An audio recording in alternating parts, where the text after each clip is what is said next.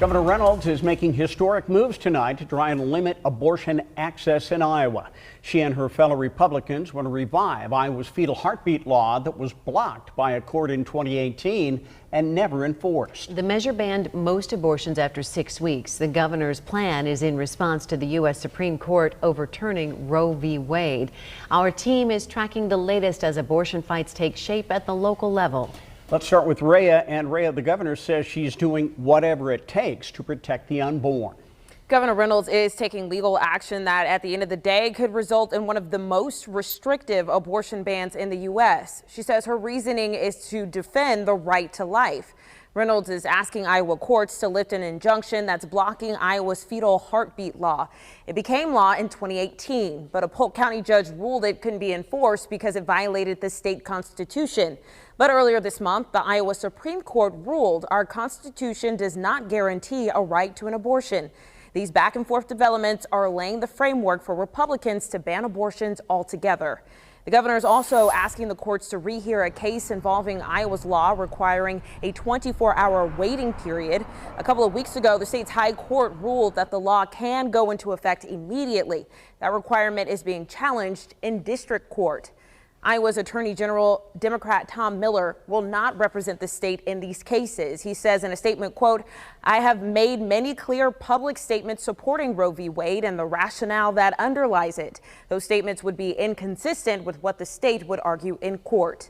Lawyers from two conservative organizations will represent Iowa. Taxpayers will not foot the bill. Democrats are condemning Governor Reynolds' new plan to try and ban abortion through the courts. That includes Deidre DeJear, the Democratic candidate for governor in November. DeJear says Reynolds is going against what most Iowans want. KCCI's Laura Terrell is here with what people on both sides are saying. Democrats say Governor Reynolds is rushing to ban abortion. They say the issue should be decided in the Iowa legislature next year. If the governor is not successful through the courts, she could call a special session with lawmakers. Democratic leaders say they will obviously oppose that special session. Iowa House Minority Leader Jennifer Confer says Iowa voters should get to decide this issue, not the governor. That's why she believes abortion should be tackled next year after Iowans have had a chance to go to the ballot box in November. I think that we don't need to rush this process just because the governor wants to get headlines. I think it's important that we do this methodically. We listen to Iowans and we do what Iowans are asking for.